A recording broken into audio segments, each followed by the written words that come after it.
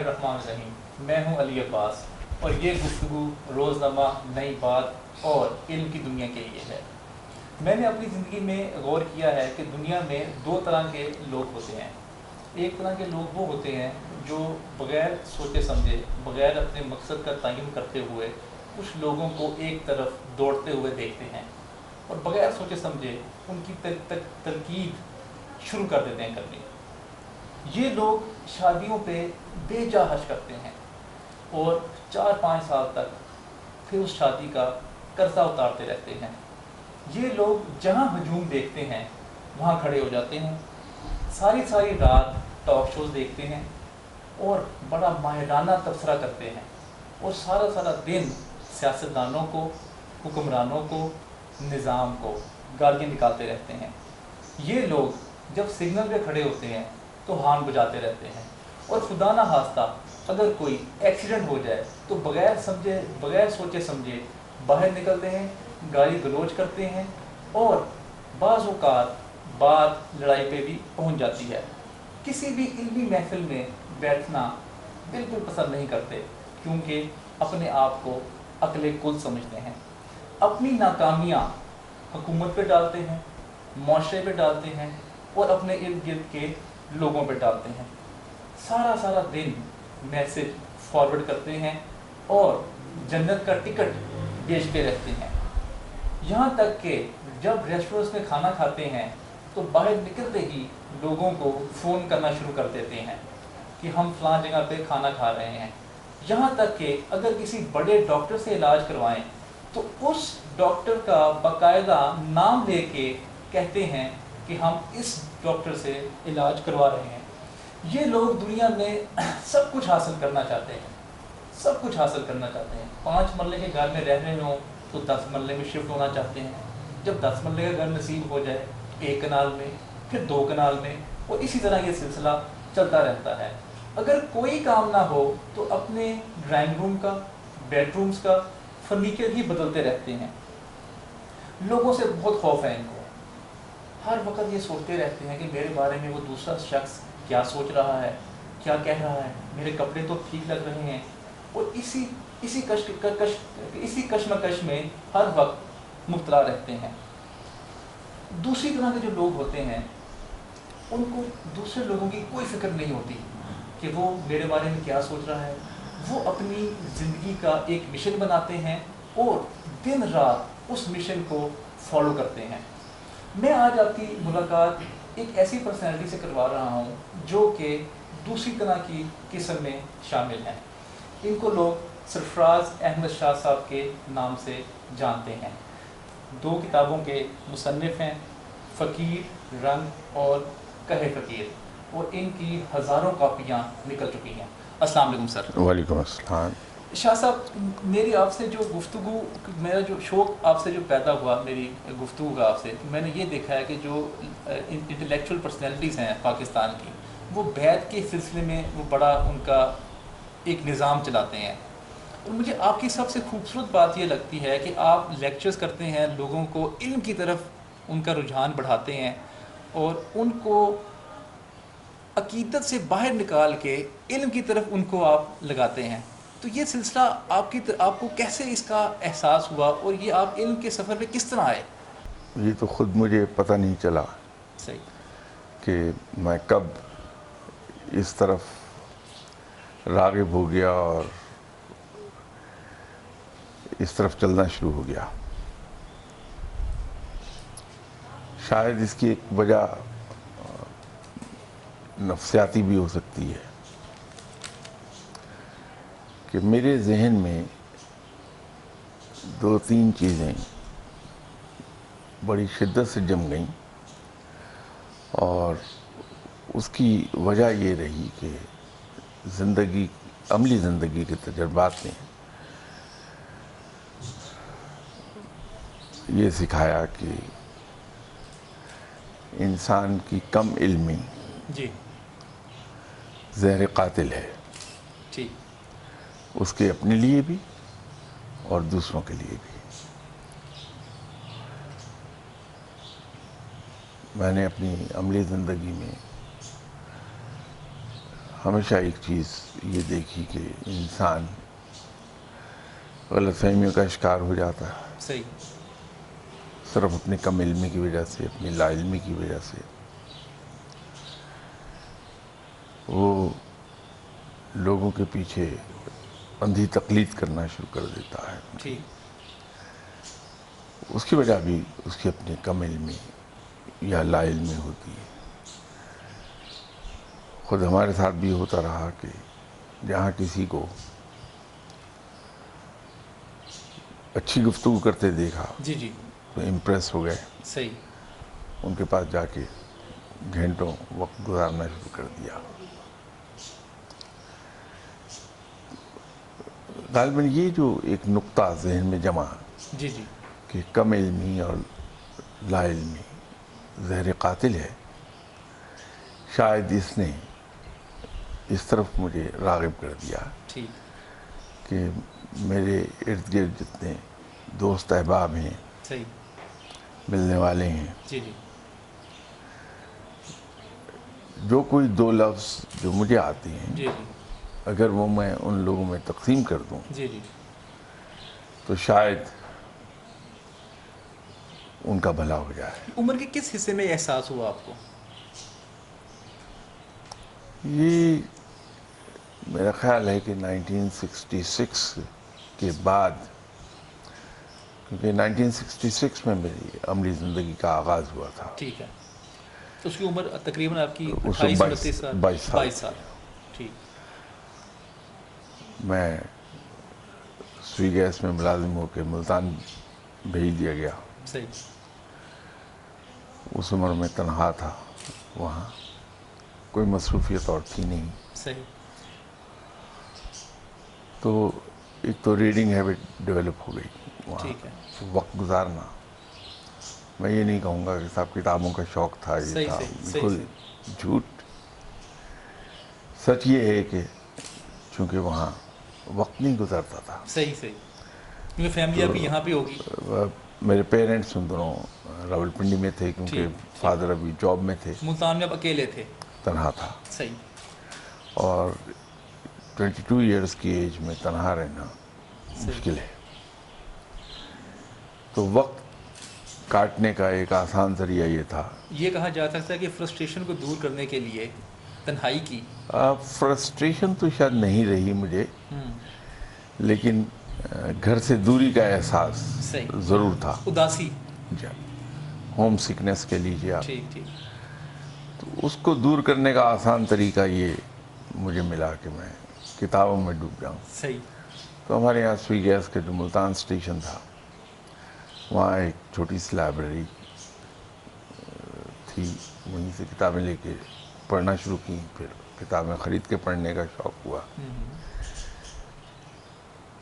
تو یوں میں اس راہ پہ آتا چلا گیا. صحیح. اس دوران آپ کسی اسکالر سے متاثر ہوئے؟ تو نام لے کے بتائیے گا. وہاں میرے باس تھے ایس اے میکری، ٹھیک. بہت لرنڈ آدمی تھے. صحیح. ان سے متاثر تھا ایک زمانے میں بہت، صحیح. اور ان سے بہت کچھ سیکھا. ٹھیک. پھر خود میرے پاس ٹریننگ کے لیے ایک صاحب تشریف لے آئے.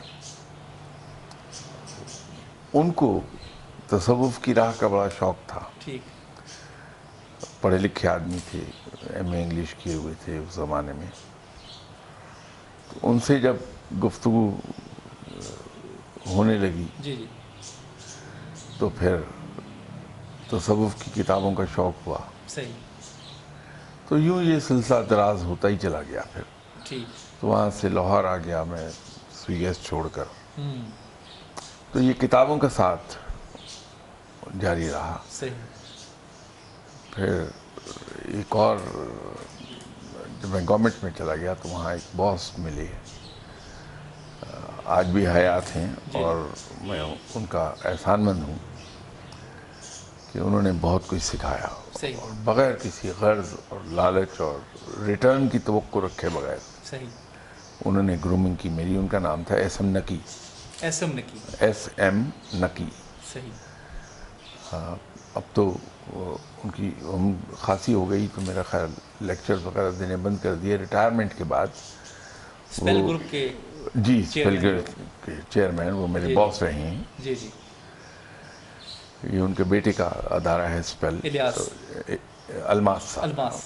صحیح صحیح ان کے فادر ہیں اسم نقی صحیح صاحب. صحیح صحیح صحیح. بہت ہی لرنڈ انسان, بہت لرنڈ آدمی. اور ان کا ایک عجیب شوق دیکھا جس سے میں انسپائر ہوا کافی. جی جی وہ یہ ہے کہ ینگسٹرز کو گروم کرنا چاہتے ہیں. صحیح. تو جس وقت ہمارے وہ باس ہوئے ہیں تو اس وقت میں ابھی 29 ایئرس کا ہی تھا, بلکہ 28 ایئرس کا. تو انہوں نے ایکسٹراڈنری محنت کی میرے اوپر. صحیح صحیح. بہت کچھ سکھایا زندگی کا. ایک اصول ان سے میں نے سیکھا اور یہ اصول زندگی میں آج تک بہت کام آتا ہے. صحیح. کسی صاحب نے دفتری معاملات کے سلسلے میں مجھے کوئی لیٹر لکھا جس پر میں خاصا برہم تھا. سخت لیٹر ہوگا. جی جی.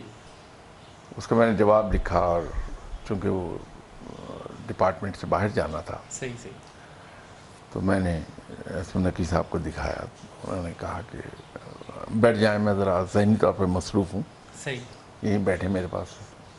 تو بٹھا کے مجھے اپنے کمرے میں کافی وغیرہ پلا دی. اور جب 10-15 منٹ گزر گئے ادھر ادھر کی باتیں کرتے ہوئے تو مجھے کہنے لگے اچھا لیٹر لکھا ہے آپ نے, لیکن میں آپ سے ایک بات کہوں. حکم کیجئے کیا ہے. میں نے کہا کہ let the things take their natural course, never force them to settle down. ٹھیک. اور وہ معلوم نہیں کون سا لمحہ تھا کہ یہ بات میرے ذہن پہ جم گئی. صحیح. اور 1974 کے بعد میرا نہیں خیال کہ میں نے کبھی چیزوں کو, معاملات کو بہت زیادہ پش کیا ہو.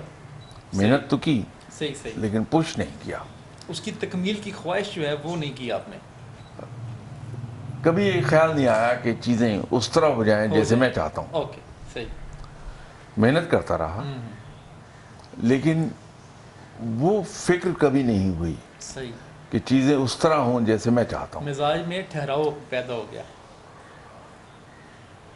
یوں کہہ لیجئے یا یہ کہیے کہ وہ فقیرانہ سوچ کا آغاز تھا. صحیح صحیح صحیح. کہ جہاں انسان صرف اپنے فرائض پر نظر رکھتا ہے کہ میرا فرض یہ ہے کہ میں محنت کر دوں. ٹھیک ہے. حقوق پہ نگاہ نہیں ہوتی. اور باقی اس کا انجام کیا ہوگا وہ رب جانے. صحیح صحیح. اسم نقی صاحب ایسی شخصیت ہیں جن سے آج تک میں متاثر ہوں. صحیح صحیح. اور نہ صرف متاثر بلکہ ان کا احسان مند بھی ہوں صحیح. کہ انہوں نے مجھ پر بہت محنت کی, بہت کچھ سکھایا. صحیح صحیح. اللہ تعالیٰ انہیں اس کی جزا عطا فرمائے. تو یوں یہ زندگی کا سفر. اچھا شاہ صاحب, جو آپ کی گفتگو ہے اس کو آپ کیا نام دیں گے؟ یہ ایک سوشل ڈیولپمنٹ ہے, پرسنالٹی ڈیولپمنٹ ہے, یہ تبلیغ دین ہے, یہ کیا اس کو آپ نام دیں گے؟ جو آپ کی دن رات کی جد و جہد ہے, جو لیکچرز ہیں, جو لوگوں سے ملنا ہے, جو ان کو گائیڈ کرنا ہے. اگر دیانتدارانہ جواب چاہتے ہیں مجھ سے جی جی تو خود مجھے معلوم نہیں کہ اس کو کیا نام دیا جا سکتا ہے. صحیح. مجھے بس یہ ہے جی کہ لوگ اپنے ہی جیسے کسی انسان کے سامنے جی جی گڑ گڑائیں کیوں, ٹھیک. جبکہ وہ شخص بھی رب تعالیٰ کا اتنا ہی محتاج ہے جتنے کہ ہم سب ہیں. صحیح. تو اپنے ہی جیسے محتاج انسان کے سامنے جا کے آدمی گڑ گڑائے کہ میرا یہ کام ہے, میرا یہ کام کروا دیں, اللہ سے دعا کر دیجئے. میں یہ سمجھتا ہوں کہ انسان اگر اپنے دکھ اپنے ہی جیسے محتاج انسان کے سامنے بیان کرتا ہے جی جی تو یہ انسان کی توہین ہے. سوشل ورک کہا جا سکتا ہے اس کو. میں نے عرض کیا کہ اس کو کیا نام دیا جا سکتا ہے یہ خود مجھے بھی نہیں پتا. اچھا, آپ کا مقصد کیا ہوتا ہے؟ میرا مقصد صرف یہ ہے جی کہ رب کے اور اسلام کے بارے میں جی ہمارے کنسیپٹس اتنے کلیئر رہے ہیں ٹھیک ہے اور ہمارا رشتہ رب کے ساتھ ٹھیک اتنا گہرا اور مضبوط ہو، آقا اور بندے کا رشتہ، کہ جہاں انسان کے ذہن میں ایک لمحے کو یہ خیال نہ آئے کہ میں اپنے رب کے علاوہ بھی کہیں جا کے اپنا دکھ بیان کر دوں۔ صحیح، امپاور کرنا چاہتے ہیں آپ انڈیویجول کو؟ یہ امپاورمنٹ بھی نہیں کہی جا سکتی، ٹھیک صرف یہ ہے کہ کنسیپٹس کلیئر ہوں کہ میرا رب ہے اور وہ رب میرا بھی اتنا ہے جتنا کسی اور کا۔ یہ کانسیپٹ تو ایک کانفیڈنس ہی ڈیولپ کرے گا نا؟ جی، اور وہ کانفیڈنس اس وقت آئے گا جب کلیئرٹی آف کنسیپٹ ہوگی، ٹھیک کلیئرٹی آف مائنڈ ہوگا۔ صحیح کلیئرٹی آف کنسیپٹ سے کلیئرٹی آف مائنڈ ڈیولپ ہوتی ہے، ٹھیک ہے اور کلیئرٹی آف مائنڈ سے کلیئرٹی آف ایکسپریشن ڈیولپ ہوتا ہے۔ صحیح تو جب ہم ذہن میں اپنے کلیئر ہوتے ہیں جی جی وہ رب جس کا یہ ہے بندہ جس کے پاس میں جا رہا ہوں کہ میرے لیے دعا کر دو، جی جی اسی رب کا بندہ میں ہوں۔ صحیح میں اپنے رب سے کیوں نہ عرض کر دوں؟ صحیح صرف فرق ایک یہ ہے کہ میں گناہ گار ہوں جی جی اور جس کے پاس میں جا رہا ہوں وہ متقی اور پرہیزگار ہے، ٹھیک ہے لیکن رب میرا بھی اتنا ہی ہے جتنا ان کا ہے۔ صحیح تو میں اپنے رب سے خود عرض کرتا ہوں اور وہ میری سنے گا۔ یہ جو اعتماد ہے کہ وہ میری ضرور سنے گا، یہی اعتماد انسان کو آگے لے جاتا ہے۔ اچھا شاہ صاحب، نصیب میں سب کچھ لکھا جا چکا ہے ہماری؟ نہیں ایسا نہیں ہے؟ نہیں، اچھا ایک بڑی سادہ بات ہے جی جی کہ رب تعالیٰ قادر مطلق ہے صحیح اور اس نے انسان کو اپنے نائب کے طور پر پیدا کیا ہے، ٹھیک اس زمین پر اپنا خلیفہ بنا کے اتارا ہے۔ صحیح یہ ہو ہی نہیں سکتا جی کہ قادر مطلق کا نائب مجبور محض ہو۔ یہ سوال میں نے اس لیے کیا آپ سے کہ یہ جملہ ایک عام آپ کو سننے میں ملتا ہوگا کہ میرا نصیب بڑا خراب ہے، یہ میری قسمت بڑی بری ہے، مجھے اللہ نے اس طرح پیدا کیا یا مجھے اللہ نے معذور بنایا۔ تو یہ جو قسمت ہے یہ اللہ بناتا ہے یا کچھ انسان کے بھی ہاتھ میں ہے؟ یہی میں عرض کر رہا ہوں کہ جی ہم قادر مطلق کے بندے ہیں، ٹھیک انسان اس قادر مطلق کا خلیفہ ہے اس زمین پر، صحیح تو یہ ہو ہی نہیں سکتا جی کہ قادر مطلق کا نائب مجبور محض ہو۔ ٹھیک وہ تو رب ہے۔ ہم اگر دنیاوی مثال لے لیں جی جی کہ ایک اگر کسی ادارے کا ہیڈ ہے، جی جی اس کا جو نمبر 2 ہے، جی یہ تو صحیح ہے کہ وہ اتنا با اختیار نہیں کمپیٹنٹ ہوتا، نہیں ہوگا جتنا، ٹھیک لیکن وہ آلموسٹ 60-70% اختیارات استعمال کرتا ہے، صحیح اس کو وہ تفویض کر دیے جاتی ہیں۔ ٹھیک تو رب تعالیٰ نے جو ہماری تقدیر ہے جی اس کو بھی 2 حصوں میں تقسیم کر دیا۔ صحیح تقدیر کا ایک بڑا چھوٹا حصہ ہوں وہ ہے جہاں انسان مجبور ہے، ٹھیک ہے وہ رب نے لکھ دیا ہے، لیکن تقدیر کا ایک بڑا حصہ جو 95% فارم کرتا ہے ٹوٹل ٹھیک تقدیر کا، جی جی اس میں انسان کے اختیار میں ہے کہ وہ جیسے چاہے اپنی تقدیر بنا لے، جی جی محنت کر لے، اپنی ڈیولپمنٹ کر لے، پرسنالٹی ڈیولپمنٹ، جی کیریکٹر بلڈنگ اپنی کر لے، جی جی اور اس کے ذریعے سے وہ دنیاوی طور پہ ترقی کر لے۔ پھر قرآن فرماتا ہے، اللہ تعالیٰ قرآن میں ذکر ہے کہ میں جسے چاہے عزت دوں، جسے چاہے ذلت دوں۔ بے شک اس کا کیا مطلب ہے؟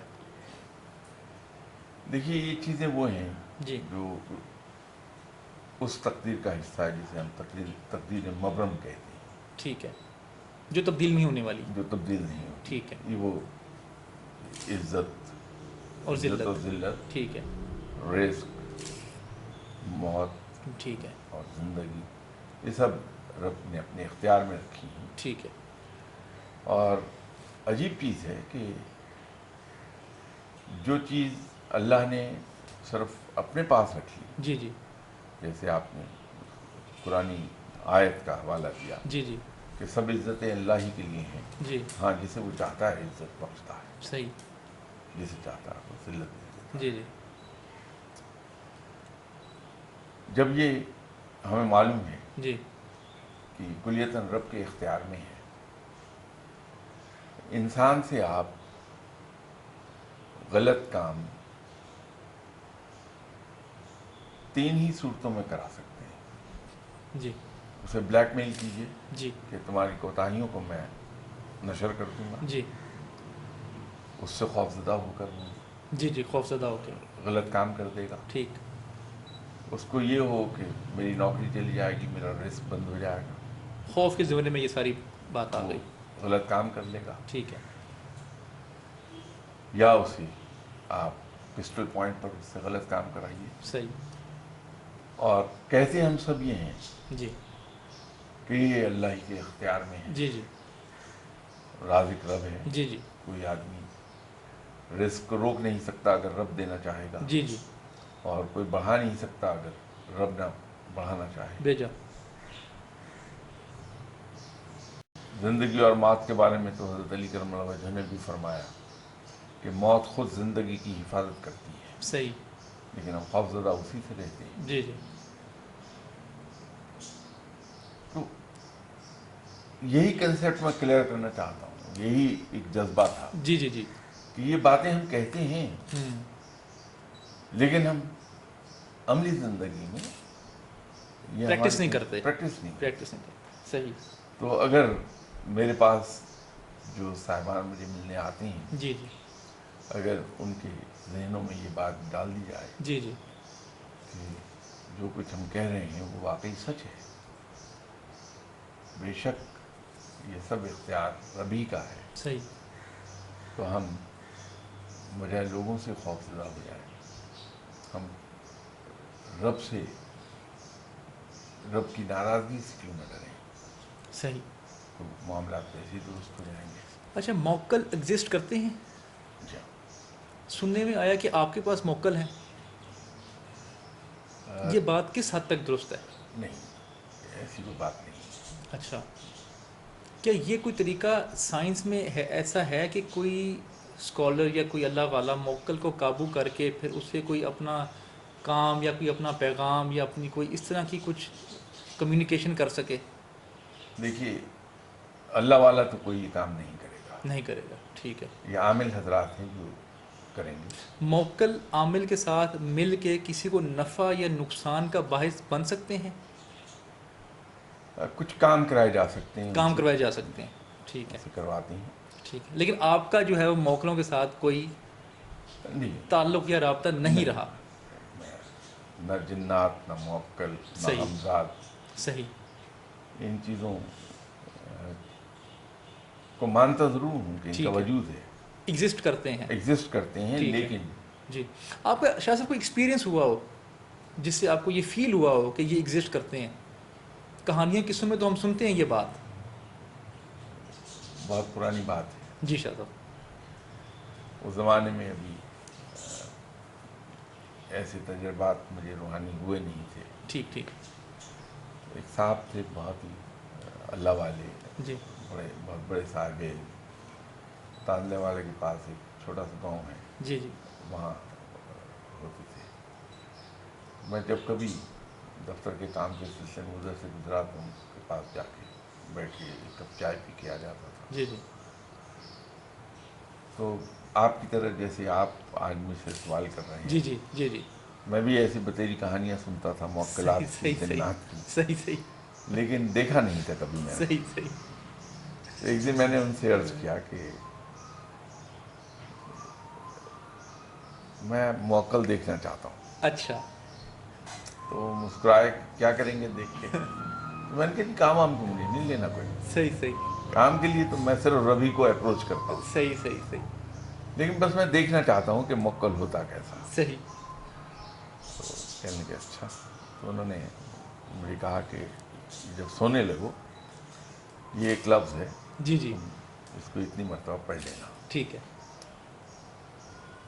تو شوق بہت تھا کہ موکل دیکھا جائے. صحیح صحیح. لاہور آیا تو رات کے اپنے معمولات سے فارغ ہو کے جب میں سونے لگا, جی جی. ان دنوں میں زمین پہ سوتا تھا. ذہن میں یہ تھا کہ سنت ہے. جی جی. تو لیٹے ہوئے میں نے وہ پڑھا.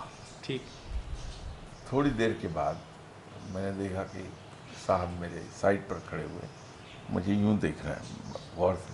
اچھا. تو میں لیٹا ہوا ان کو دیکھتا رہا, وہ مجھے دیکھتے رہے, معلوم نہیں کب سو گیا میں. ٹھیک. تو یہ 3 رات تو ہو گیا, یہ سلسلہ چلا. چلا. ٹھیک ہے.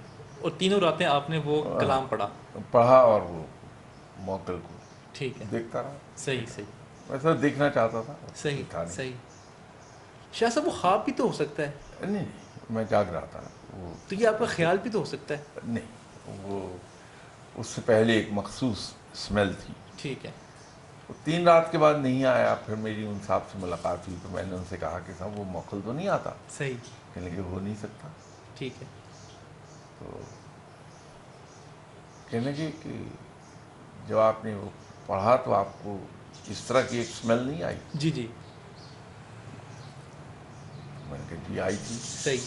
پھر میں نے ان سے کہا کہ وہ 3 دن اصل میں آیا, ٹھیک. اور تینوں بار جب وہ اس کے آتا تھا تو جی یہ اسمیل آتی تھی. ٹھیک ہے. تو بعد میں نہیں آیا. صحیح. تو وہ پتہ لگا کہ بعد میں رات کو ایک تسبیح میں نے ایڈ کر لی اپنے معمولات میں. صحیح صحیح. بسم اللہ الرحمن الرحیم کی. جی جی. تو انہوں نے خود ہی مجھ سے کہا کہ تم نے کوئی نیا تو نہیں ورد شروع کیا. جی جی. تو میں نے کہا جی یہ میں پڑھتا ہوں. تو کہنے لگا کمال کر رہے ہیں آپ, 2 دھاری تلوار آپ ہاتھ میں لیے بیٹھے ہیں, وہ کیسے آئے گا آپ. صحیح. تو میرے ذہن میں ایک بات جم گئی کہ رب کا کلام جی جی. بہرحال ان سے کہیں طاقتور ہے. صحیح. کہ یہ اتنے خوفزدہ ہو جاتے ہیں رب کے کلام سے صحیح کہ قریب پھٹکتے بھی نہیں انسان کے. ارے شاہ صاحب حلیہ کیسا تھا موکل کا؟ انسانی حلیہ تھا یا کوئی Almost. ٹانگیں تھی, بازو تھے, اسی طرح کا تھا؟ جی جی. صحیح. تو اعضاء اس کے اسی طرح تھے. اعضاء اسی طرح تھے. ٹھیک ہے. صرف یہ ہے کہ فیس پہ ایکسپریشنز کچھ غیر انسانی. گفتگو کوئی نہیں ہوئی؟ نہیں, گفتگو نہیں جی ہوئی. بالکل نہیں. صحیح صحیح. اچھا شاہ صاحب یہ بتائیے گا کہ خدا کو ماننا ضروری ہے یا اس کو مانے بغیر بھی کام چل سکتا ہے؟ ماننا بہت ضروری ہے. کیوں؟ جو ایتھیسٹ ہوتے ہیں, جو خدا کو نہیں مانتے, ان کی زندگی میں ایسا کیا نقصانات یا ایسے کیا مصیبتیں ہوتی ہیں جو یہاں پہ ماننے والے شخص کی نہیں ہوتی؟ نہیں, وہ تو رب کی شان ربوبیت ہے جی. کہ وہ انہیں بھی پالتا ہے جو اسے مانتے ہی نہیں, صحیح. انہیں بھی پالتا ہے جو اس کے ساتھ شریک ٹھہراتے ہیں,